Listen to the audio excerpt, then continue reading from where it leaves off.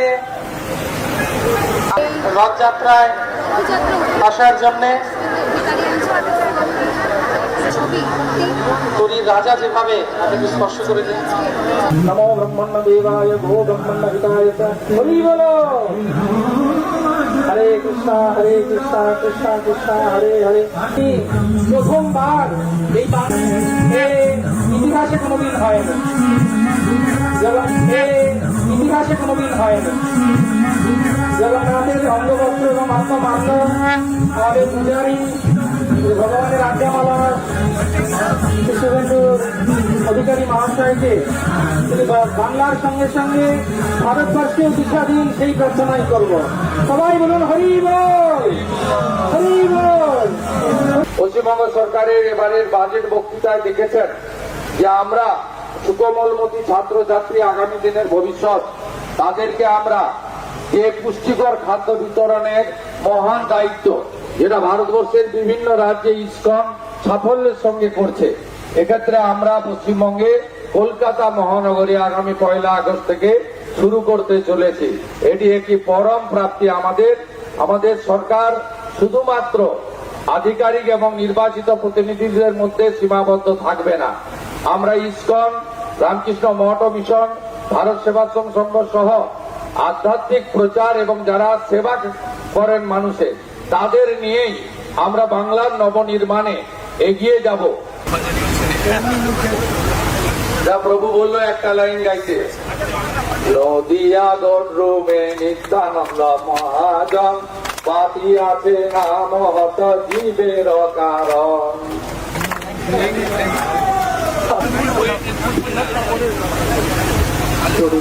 কিভাবে আমাদের মুখ্যমন্ত্রী মহোদয় তিনি বৃষ্টিতে ভিজছেন, সবাই দেখুন। আরে সিঁড়িটা একটু সরিয়ে দেন, ভক্তরা দুপাশ থেকে দুটো সিঁড়ি সরিয়ে দেন।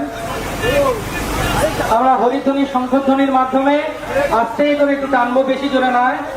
শুভেন্দু স্যারের হাত দিয়ে, মাননীয় মুখ্যমন্ত্রীর হাত দিয়ে টানুন।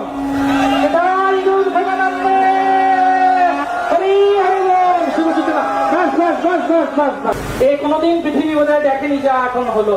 ইতিহাস তৈরি করলেন, ইতিহাস। হ্যাঁ হ্যাঁ, সত্যিই ইতিহাস তৈরি করছেন নতুন মুখ্যমন্ত্রী। এবং দর্শক শুনলেন, তারকেশ্বরে শুনেছিলেন মহন্ত মহারাজ বলেছিলেন যে উনি তো মুখ্যমন্ত্রী হয়েছেন এই রাজ্যের, কিন্তু ওনাকে ভারতের কর্ণধার হিসেবে দেখতে চাই। আর আজকে কলকাতার ইসকনে এই রথযাত্রাতে ওখানে বলা হলো ইসকনের তরফ থেকে, উনি তো এই বঙ্গের দিশা তো দেখাচ্ছেনই, ভারতের দিশারি মানে দেখতে চাই আর কি, মানে এই টাইপের বিষয়টা। মানে সবাই শুভেন্দু অধিকারীকে ভারতের ভবিষ্যৎ হিসেবে দেখার চেষ্টা করছেন বা দেখছেন। আর উনি যেভাবে কাজ করছেন দেখারই কথা। নতুন করে স্বপ্ন দেখানো রাজ্যবাসীকে, আর যারা চিনছেন ওনাকে দেশের অন্যান্য প্রান্ত থেকে দেশবাসীকে। বয়স এখনও কম, যারা এখন নেতৃত্ব দিচ্ছেন তাদের বয়স হচ্ছে, ফলে বয়সের কারণে অনেককেই জায়গা ছাড়তে হবে। আর সেই জায়গায় ঠিকঠাক লোককে বসতে হবে। আর ঠিকঠাক লোক, যোগ্যতা অর্জন করা, লড়াই করা, মিশন ভিশন ঠিক রেখে এগোনো যারা আছেন লাইনে, তাদের মধ্যে শুভেন্দু অধিকারী। ফলে বাংলা থেকে একটা আওয়াজ, এখনই জাস্ট 2 মাস বয়স হয়েছে সরকারটার, এখন থেকে একটা যেন কোথাও একটা আওয়াজ তৈরি হচ্ছে। আওয়াজের থেকেও আশ্বাস যে এই রাজ্যের বর্তমান মুখ্যমন্ত্রী তিনি একদিন দেশের দিশারি হবেন। তো এটা একটা বড় পাওনা মনে হয় শুভেন্দু অধিকারীর কাছে। তার কাজকর্মই নতুন করে পরিচিতি তৈরি করে দিচ্ছে। কিন্তু দর্শক, শুভেন্দু অধিকারী নতুন মুখ্যমন্ত্রী আজকে তো ইসকনে গেলেন, কিন্তু যিনি প্রত্যেকটা রথযাত্রাতে মানে ক্ষমতায় এসে বা তার আগেতেও যেতেন, বিতাড়িত মুখ্যমন্ত্রী মমতা ব্যানার্জি, তিনি কোথায়? আজকে রথযাত্রা কোথাও তো দেখা নেই, না ইসকনে না অন্য কোথাও। কোথায় তিনি? মানে ক্ষমতা থেকে চলে গেছে বলে কি রথযাত্রা উঠে গেছে? ধর্মীয় রীতি পালন সব উঠে গেছে? কেন বের হননি বাড়ি থেকে? নাকি কেউ ডাকেননি? নাকি কেউ পাত্তা দিচ্ছেন না? সেটাই বা কেন দিচ্ছেন না সেটা তো ভাবতে হবে। আপনি কত এই ইসকনে গিয়ে কত কি করতেন, সেলিব্রিটি টলিউডের সব নায়ক নায়িকাদেরকে নিয়ে গিয়ে কত কি করতেন। তবে যাই করতেন বিতর্ক তৈরি হয়ে যেত, কখনো মানে নিয়ম রীতি মেনে করতেন না, কখনো নারকেল ফাটাতে গিয়ে এমন ফাটিয়েছেন নারকেল ছিটকে সমুদ্রে চলে যাওয়ার মতো একটা অবস্থা মনে আছে আপনাদের? আপনি যেভাবে করেন কোনো আচরণ মানেন না, রীতি মানেন না, আর এমন সব ঘটনা ঘটান তার জেরে অনেক বিপদ এসে যায়, রথের চাকা আটকে যায়। হয়েছে। তো যাই হোক, আপনি বের হননি, হয়তো বের হওয়ার কোনো জায়গা নেই, কেউ হয়তো ডাকেননি, আপনি চেষ্টা করলেও হয়তো কেউ সাড়া দেননি, হতে পারে হয়তো সেই জন্যই আপনি বের হননি। এটাও লজ্জার, এটাও ভাববার আপনার। এমন হয়ে গেল, আরে সরকারেরই তো কী হয়েছে, আমি তো প্রাক্তন মুখ্যমন্ত্রী, এটুকু সম্মান আসবে না? কেন আসছে না সেটাও কিন্তু ভাবতে হবে আপনাদেরকে। শুধু কালীঘাটে বসে গুমড়ে কাঁদলে কিছু হবে না। কাঁদছেন বুঝতে পারছি। দর্শক, আজকে আরও একটা ধাক্কা। উনি কীভাবে বেরোবেন, কী লজ্জায় বেরোবেন? যখন আমাদের কাছে খবর চলে এসছে, নিশ্চয়ই ওনার কাছে খবরটা আগেই গেছে সকাল। সেটা হচ্ছে, আজকে তো ওনার বাড়িতে কার্যত মানে পাঁপড় জিলেপি একসঙ্গে পাঠিয়ে দেওয়া হয়েছে। মানে বাড়িতে উনি বসে রয়েছেন, বের হননি রথযাত্রা, আজকে তো ওনার বাড়িতে কার্যত পাঁপড় জিলেপি একসঙ্গে পাঠিয়ে দেওয়া হয়েছে। কি হয়েছে? জাস্ট একটা খবর দর্শক এসছে, আমরা পেয়েছি। এই হচ্ছে পদত্যাগপত্র কোয়েল মল্লিক, রুক্মিণী মল্লিক, রঞ্জিত মল্লিকের মেয়ে, যেটাকে আমরা অনেকে বলছিলাম যে উনি শেষ মুহূর্তে এরকম বলি হয়ে গেলেন। বেশ একটা ইমেজ রেখে চলছিলেন, কোনো রঙের সঙ্গে থাকছিলেন না, আর জাস্ট ভোটের কিছুদিন আগে রাজ্যসভার এমপি হয়ে গেলেন। কার পাল্লায় পড়ে হলেন? যদিও ওনার স্বামী হচ্ছেন প্রস্তাবক, ওনার স্বামী প্রস্তাবক ছিলেন মমতা ব্যানার্জির, কিন্তু কোয়েল মল্লিককে সে অর্থে কোথাও দেখতে পাওয়া যেত না, আর উনি ছিল না কোনো ডাইরেক্ট কোনো পলিটিক্সে। তো উনি শেষ মুহূর্তে ওটা করলেন। ওনাকে কীভাবে ইউজ করা হলো ভোটের সময়, একেবারে রোদে জলে ঘুরিয়ে, কারণ বাকি যাদেরকে আগে থেকে নেওয়া হয়েছিল তাদের তো ইমেজ সব লস হয়ে গেছে, তাদেরকে দেখে তার ভোট আসছিল না, লোকও হচ্ছিল না। তো নতুন একটা ক্যাসেট আর কি এনেছিল তৃণমূল কংগ্রেস, দেখাবো ভোটের সময়। তো কোয়েল মল্লিককে তার বাবাকে যে কোনোভাবে হোক ম্যানেজ করে এমপি করা হয় এবং ভোটের সময় পুরো ব্যবহার করা হয়। তো আমরা নিজেরা আফসোস করছিলাম যে কোয়েল মল্লিক সম্পর্কে একটা কীরকম ধারণা ছিল, আর এইরকম হয়ে গেল শেষ মুহূর্তে, এরকম পাল্লায় পড়ে গিয়ে আজকে কি হলো? তো ছুঁচো মেরে হাত গন্ধ হয়ে গেল, পুরো বদনামের ভাগিদার হয়ে গেলেন, না এনজয় করতে পারলেন না কিছু। তো দেখছি উনিও পদত্যাগ করে দিয়েছেন, উনিও থাকলেন না, পদত্যাগ করেছেন। আর সেই সঙ্গে এই ছবিটাও সামনে এসছে, দেখতে পাচ্ছেন বিজেপি নেতা মন্ত্রী ভূপেন্দ্র যাদব, তার সঙ্গে বৈঠকে কোয়েল মল্লিক। তার মানে ইঙ্গিতটা কি? ইঙ্গিত ওটাই, অঙ্কটা সেটাই, যে অঙ্কটা আরামবাগ টিভি প্রথম থেকে বলে আসছে। এটাও বলে দিচ্ছে আগে থেকে, দেখুন মিলছে কিনা।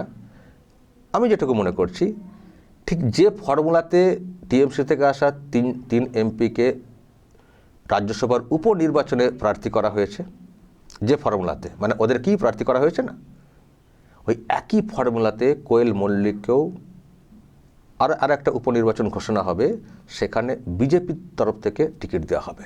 তার মানে কোয়েল মল্লিকও বিজেপির টিকিটে রাজ্যসভার এমপি হতে চলেছেন।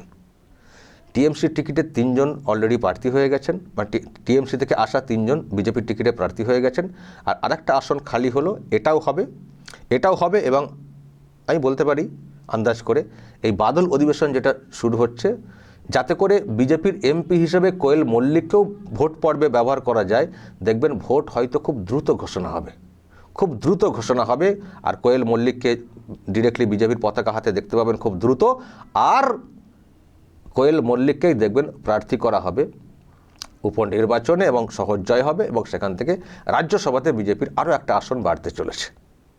এটাও দর্শক আপনাদেরকে বলে রাখলাম। আরামবাগ টিভি বলছে মানে গুরুত্ব আছে, নিশ্চয়ই বুঝে গেছেন। আগের ঘটনা সবার আগে আরামবাগ টিভি বলেছিল, পরে অন্য মিডিয়া বলেছে। এটাও বলে রাখলাম, একই ফর্মুলাতে কোয়েল মল্লিক। এবার যদি বলেন কোনো মানে তাহলে কি ওই শর্তেই পদত্যাগ করানো হয়েছে যে আপনি ছাড়ুন, আপনাকে প্রার্থী করব অমক তমক, সেটা আপনারা ভেবে নিতে পারেন, সব কথা আমিও বলতে পারবো না। বিজেপির যেটা দরকার আমরা পরিষ্কার বুঝতে পারছি, যে বিলগুলো আসছে সেগুলোকে পাস করানো। মহিলা আসন সংরক্ষণ বিল, তার সঙ্গে ডিলিমিটেশন এবং 1 নেশন 1 ইলেকশন, সবকটাই খুবই গুরুত্বপূর্ণ দেশের স্বার্থে এবং বিজেপির পলিটিক্যাল স্বার্থও থাকতে পারে। তো সুতরাং এগুলোকে পাস করাতে গেলে একটা নাম্বার দরকার, আর এটা একটা ভালো সুযোগ আছে। এমনিতে এখানে পিঠ বাঁচানোর অনেক তাগিদ আছে অনেকের, তৃণমূল কংগ্রেসের। চলো সেটাকে কাজে লাগিয়ে যদি বিলগুলোকে পাস করে নেওয়া যায়, বাকি এদের পিঠ কদিন বাঁচবে সেটা পরে দেখা যাবে। ফলে এটা একটা কৌশল বিজেপির আছে, যেটা আমি অনেকবার ব্যাখ্যা দিয়ে বলেছি। ফলে ভুল বোঝার কোনো কারণ নেই। আগে বড় শত্রুকে ঘায়েল করো, আগে মূল এগুলো যেগুলো দরকার ন্যাশনাল ইন্টারেস্টে সেগুলোকে পাস করিয়ে নাও, তারপর বাকিটা দেখা যাবে। আর লোহা দিয়ে লোহা কাটতে হবে, আগে কালীঘাটকে শেষ করতে হবে।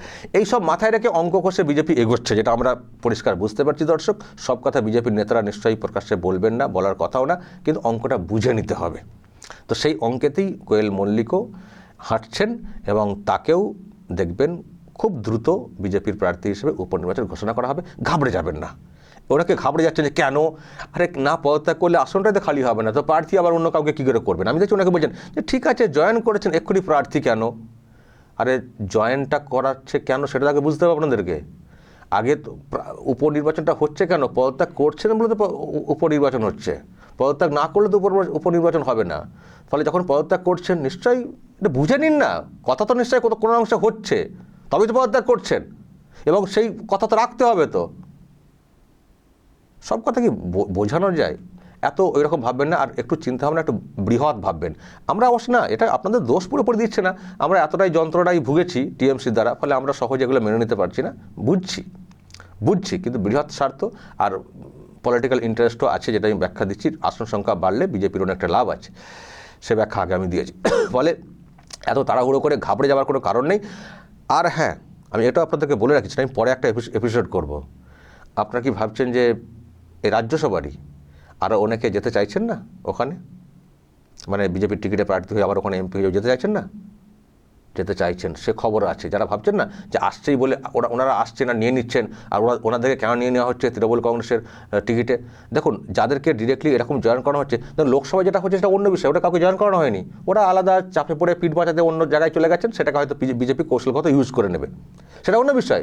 কিন্তু দলে জয়েন করানোর যে বিষয়গুলো সেগুলো কিন্তু দেখে দেখে করানো হচ্ছে, কারণ বিজেপিকে ভাবতে হচ্ছে যাদেরকে নেব তাদের বিষয়ে সত্যি দুর্নীতির ব্যাপারগুলো আছে কিনা, সেটা দেখে তাদেরকে এগোতে হচ্ছে। কিন্তু যে তিনজনকে নেওয়া হয়েছে তাদের বিষয়ে এইরকম দেখুন কিছু মন্তব্য, কিছু বক্তব্য হয়তো প্রশ্ন তৈরি করেছে, কিন্তু এমন কিছু দুর্নীতি তাদের সঙ্গে লেপ্টে রয়েছে যেটা নিয়ে প্রশ্ন তুলবেন সেটা কিন্তু নেই। ফলে যাদেরকে নেওয়া হচ্ছে বাজ বিচার করেই কিন্তু নেওয়া হচ্ছে, হয়তো এটাও নিত না, কিন্তু এখন প্রয়োজনটা রয়েছে সংখ্যাটা, সেই জন্য হয়তো নিতে হচ্ছে, কিন্তু বাজ বিচার করে। কোয়েল মল্লিককে নেওয়া হচ্ছে, তারও কিন্তু সেরকম কোনো ইমেজ নেই। বাবা কিছু মন্তব্য করেছেন অভিষেককে নিয়ে, সেটা পলিটিক্যালি আসতে গেলে যেতে গেলে সেটা তো বুঝতে পারছেন একটা ব্যাপার থাকে। করানো হয়েছে, এটাও ধরে নিতে পারেন, করানো হয়েছে, কারণ কোয়েল মল্লিকের স্বামী টলিউডের সঙ্গে জড়িত, একটা ব্যাপার স্যাপার ছিল, তো সবকেই তো চাপ দিয়ে করানো হয়। কিন্তু দুর্নীতির যে বিষয়, না রঞ্জিত মল্লিক না কোয়েল মল্লিক কারোর তো নেই, কিছু প্রশ্ন, কিছু আচরণ নিয়ে হয়তো প্রশ্ন আছে, ফলে একে নেওয়া হচ্ছে। কিন্তু আমি আপনাদেরকে পরে খবরে আনবো, আমি এক্ষুনি নাম বলে দিতে পারি, কিন্তু আমি এখন বলবো না। আমি একজনের ক্ষেত্রে একেবারে নিশ্চিত, রাজ্যসভার এমপি তৃণমূল কংগ্রেসের, তিনি আসতে চেয়েছিলেন, তিনি বার্তা পাঠিয়েছিলেন, কিন্তু বিজেপি বলেছে না, নেওয়া যাবে না। শুধু বিজেপি না, এই রাজ্যের যাকে দেখছেন তারও একটা বিরাট আপত্তি আছে, যেটা আমি সূত্রে খবর পেয়েছি, তিনি আসতে চেয়েছিলেন। ফলে এলেই যে যাকে তাকে নিয়ে নেওয়া হচ্ছে সেটা কিন্তু না, বিষয়টা বাজ বিচার করে নেওয়া হচ্ছে। আর তাও এই সময় নেওয়াটা তাড়াহুড়ো হয়তো আপনারা বলবেন, কিন্তু তাড়াহুড়ো ওদিকে আসে, যে বাদল অধিবেশন আসছে, তার মধ্যে তো ফিগারটা মেলাতে হবে। তো আর সেই ফিগার আরও কোত্থেকে কী মিলবে সেই নিয়ে দর্শক পরে আসবো। তো এই হচ্ছে খবর। রথের দিনে সত্যি জিলেপি পাঁপড় একেবারে কালীঘাটে পাঠিয়ে দেওয়া, তাহলে উনি কী মুখ নিয়ে কী লজ্জায় বেরোবেন? রাস্তায় বেরোলেই তো মানুষ প্রশ্ন করবেন। বরং উনি হয়তো আজকে একটা ফেসবুক লাইভ করতে পারেন, যেটা এখন ওনার সব থেকে সহজ হাতিয়ার হয়ে উঠেছেন। মাঝে মধ্যে কিছু ধাক্কা পেলেই দেখি ফেসবুক লাইভ করতে বসে যান। আমি জানি না আবার আজকে এমন ধাক্কা পেয়েছেন, কোয়েলও চলে গেলেন, সেটা আবার ফেসবুক লাইভ করার মতো এনার্জি আবার উনি পাবেন কিনা। মানে এখন তো আর কেউ নেই টলিউড এতে 21-এর মঞ্চে ওনাকে নিয়ে আসার কোনো পরিকল্পনা ছিল কিনা কে জানে, তো ইনিও গেলেন। ফলে দর্শক, আজকে সত্যিই আজকের দিনটা অনেকের কাছে অনেকভাবে আসছে, অনেকেই আজকে জয় জগন্নাথ শুভেচ্ছা বার্তা দিচ্ছেন। আমাকে একজন খুবই গুরুত্বপূর্ণ একজন ব্যক্তি, মানে রাজ্য প্রশাসনের, আমি নাম নেব না, তিনি আমাকে একটা বার্তা ফরওয়ার্ড করেছেন। তাকেও কেউ ফরওয়ার্ড করেছেন, তিনি ফরওয়ার্ড অবস্থায় আমাকে ফরওয়ার্ড করেছেন। আমি তার স্ক্রিনশটটা জাস্ট আপনাদেরকে পড়ে শোনাবো, যে তিনিও কীভাবে আছেন, কীভাবে দেখছেন। এই হচ্ছে লেখা, মানে দেখুন, ঋতভাবে আমি দেব, কাঁপে টালির বাড়ি, পিসি ভাবে ভাইপোদেব হাসেন অধিকারী। তাকে হয়তো কেউ পাঠিয়েছেন, তিনি আবার আমাকে পাঠিয়েছেন। একজন খুব গুরুত্বপূর্ণ ব্যক্তি। তো লিখেছেন নিচে জয় জগন্নাথ। তাকে আমি পাল্টা একটা হাসি রে দিয়ে আমি জয় জগন্নাথ পাঠিয়ে দিয়েছি, যে সত্যি আজকে তাদের কাছে, সবার কাছে, শাসকের কাছে খুবই একটা দিন, মজার দিন, যে একেবারে ঝুরঝুর করে ঝরে পড়ছে কালীঘাট শিবির, একে একে সবাই কেটে পড়ছেন। আর বিজেপিও তাদের ভবিষ্যৎ ভাবনা যেগুলো ছিল, যেগুলো পাস করাতে পারেনি, সেগুলো পাস করানোর সহজ রাস্তা বের করতে পারছে এটা। আর আজকে রথযাত্রা বেশ রম রম রম রম করে হচ্ছে গোটা রাজ্য জুড়ে। এদিকে শুভেন্দু অধিকারী এবং অন্যত্র গোটা রাজ্য জুড়ে রথযাত্রা সেই আগের ভূমিকাতে এসছে, হই হই করে। সব মিলিয়ে একেবারে একটা উৎসবের আমেজ, একদিকে উৎসব আর অন্যদিকে কান্নাকাটি।